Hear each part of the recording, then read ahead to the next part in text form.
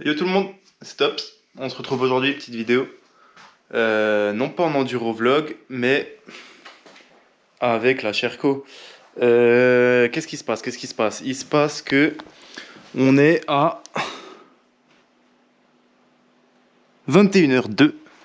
Voilà, le temps de faire la vidange, hein. L'heure est venue. Donc je vais vous montrer mes astuces, mes 2-3 petits trucs. Et voilà, c'est parti.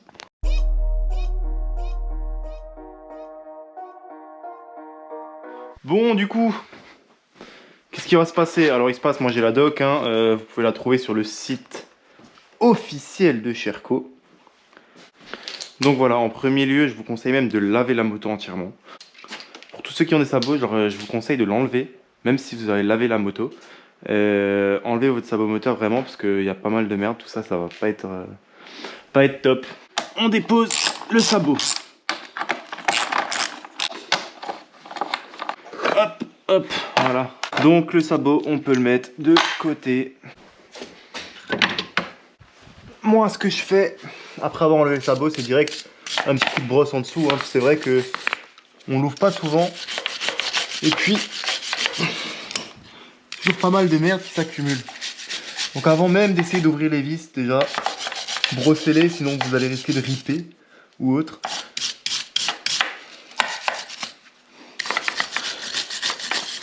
Donc voilà, les deux bouchons en dessous, taille 14. Restez bien droit par rapport aux bouchons. Pour ne pas ripper. Si vous ripez, vous allez risquer de les abîmer ou autre.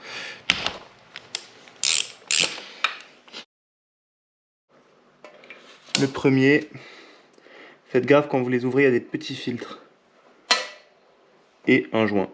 Et deuxième... Hop là, voilà. Vous laissez couler, vous laissez couler, vous laissez couler. Bon, en attendant que ça coule, on va s'attaquer à ce côté, là où il y a le filtre à huile. Hop là. Alors, pour ça, il nous faut du sipan de 5.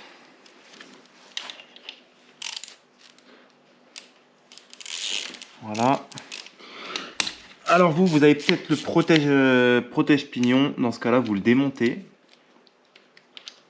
pour avoir accès à cette petite patte. Voilà.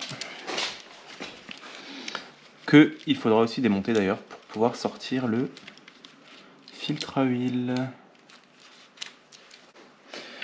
Clé de 17.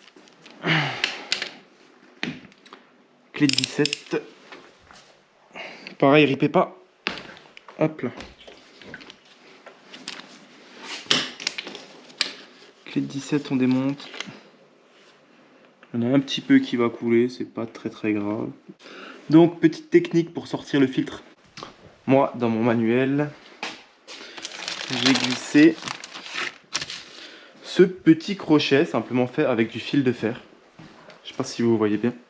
Donc il est fait avec du fil de fer et ça va permettre de venir le chercher parce qu'il y a vraiment quasiment pas d'espace. Je vais pas vous mentir, il y a quasiment pas d'espace pour le chercher. Voilà, tu vois, c'est toujours la misère. Ils ont fait un truc, Sherco là. Voilà. On vérifie qu'il n'y a pas de merde. Bon, écoutez, le mien il est encore plutôt propre. Je l'avais changé il y a 20 heures. Quand j'ai acheté ma moto, j'ai directement fait ma vidange. Donc là, nouveau filtre. On ouvre toujours les boîtes dans les règles de l'art, nous. Voilà. Côté joint vers le fond. De toute manière, il ne rentrerait pas de l'autre côté. Mais le bouchon, on va le remonter direct.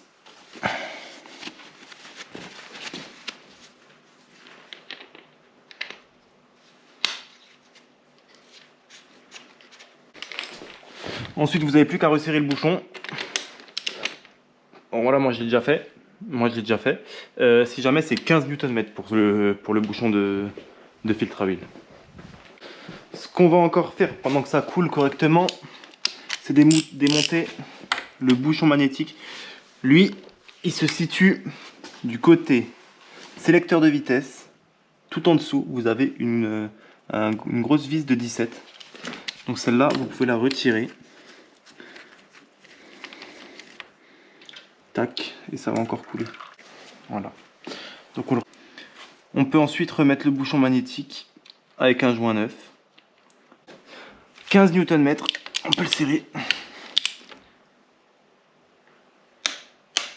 Clic. Voilà. Ensuite, on passe au nettoyage des deux petits filtres. Alors, pour info, c'est les mêmes. Hein. Il n'y en a pas un qui va d'un côté ou l'autre de l'autre. C'est exactement les mêmes. Moi, pareil, je les nettoie avec un petit coup de dégraissant, histoire qu'il y a bien tout qui s'enlève. Tac, celui-là pareil. Nettoyer en frein, hein, ça va très bien. Les deux bouchons, pareil. Nettoyer en frein. Pour enlever vraiment toutes les merdes qui pourraient encore se trouver au fond. Quand ça coulera plus, on peut remettre les deux filtres.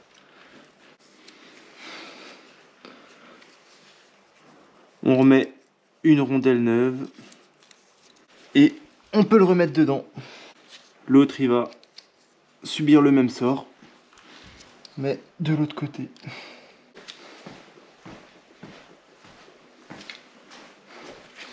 Donc voilà. Une fois qu'on a remis en place les deux bouchons, on peut venir les serrer. Avec une dynamo, évidemment. Hein, vous vous en doutez. Vous attendiez pas autre chose, de toute façon. Hein. Tac. 22 Nm.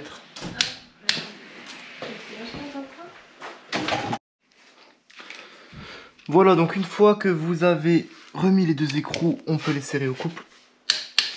Voilà, hop, celui-là c'est bon.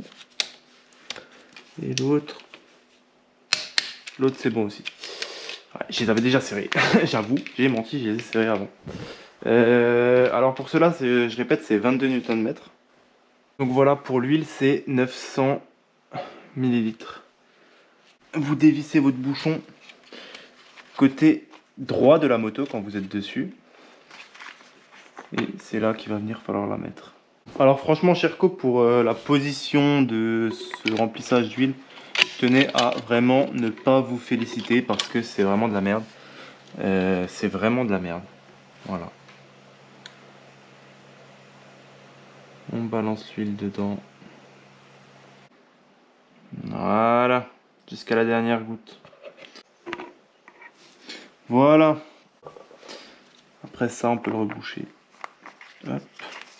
Alors celui-là, hein, pas la peine de le serrer comme un barbare avec une pince multiprise ou quoi comme j'ai déjà vu.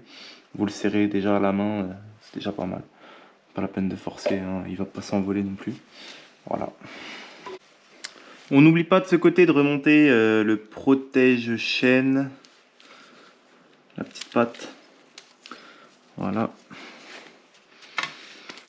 L'huile, c'est pas dans la nature les gars, hein, c'est déchetterie l'huile. Une fois que vous avez remis le sabot moteur, vérifiez bien que vous n'avez rien oublié de serrer. Moi j'ai bien tout vérifié, c'était bon. Voilà, donc une fois que vous avez fini,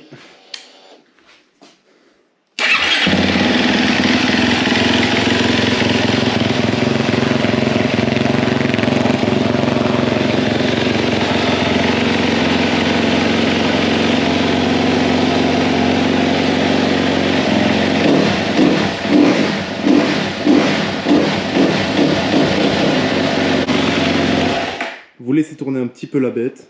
Pas la peine de la laisser tourner 15 ans. Ensuite, moi j'ai déjà fait, vous revenez, vérifiez le niveau là en dessous. Il faut que le niveau à froid atteigne le milieu de la bulle. Le niveau à chaud atteigne un petit peu plus haut que le milieu de la bulle. Voilà, donc tout ça, ça se passe côté carter embrayage, côté droit de la moto quand on est dessus. Bon les gars, c'est là-dessus qu'on se quitte. Je vous dis à bientôt pour une prochaine vidéo. A plus, bye.